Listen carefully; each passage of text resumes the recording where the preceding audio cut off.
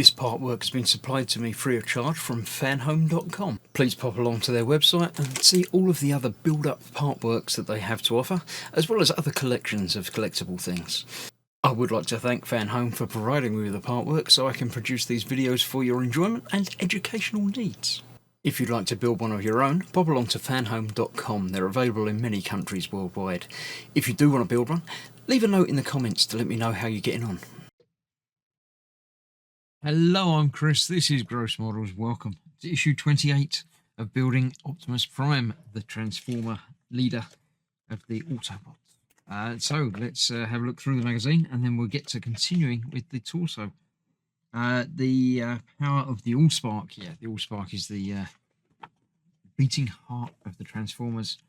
Car robots. Yeah, lots of them transformed into cars. That's how they started, really, wasn't it? Cosmos. I remember him. Yeah, I do remember him. Little UFO type thing. Not one of the bigger Transformers. Very, very tiny, in fact, but not, yeah. Series 5, we're continuing looking at ones that I have very little memory of. More generic sort of cars. Overly interesting there. So yes, the pelvis part 5 and the torso part 2. Doing some more work with the pelvis piece, it's always fun. And then hips, maybe, I think, probably. So let's get straight to it. Okay, so we've got from last time, which we're actually not touching this time, we've got from the time before some the big metal interior pelvis area, which we are going to be fitting this piece to. Not entirely certain. I'm not even certain which way up this goes, but that goes on there like that, and then that goes over the top to lock it in place. And that's the BM screws that will hold that in place, 2 of those. Let's get 2 out of this packet. There we go. Keep that for later. That going in there. And then obviously the screw the other side holding that together as well.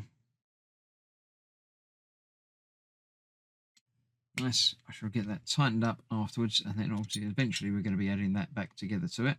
But for now we need to do this bit. This goes into here. Again, exactly the same sort of way.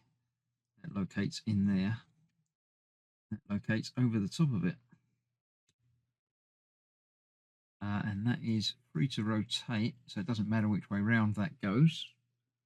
We need 4 of these other screws to go in place and hold that together. 1, 2, 3. 1 more will be good. No, not 2 more, just the 1.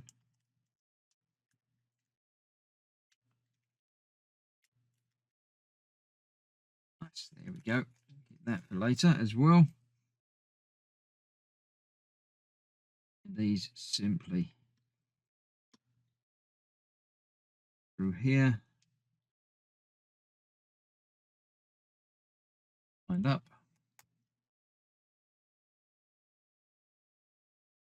They will hold all of that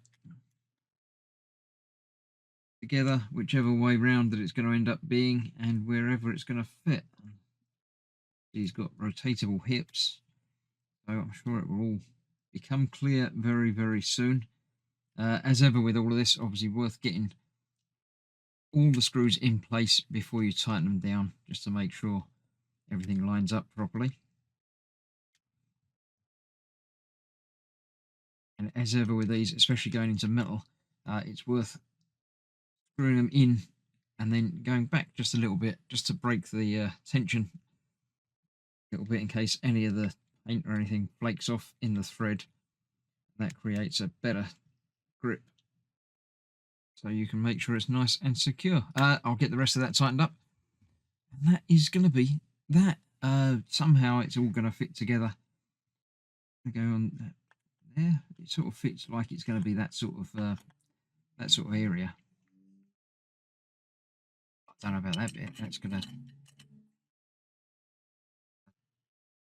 4 pins there. That's got to go there, isn't it? So that can't go there as well. I don't know. We'll figure it out. But for now, that's another issue completed. We're continuing with the whole torso pelvis area for the foreseeable future, I think, for a little while. So I shall see you for more of that very, very soon. Thanks for watching. Stay safe. I'll see you soon. Bye-bye for now.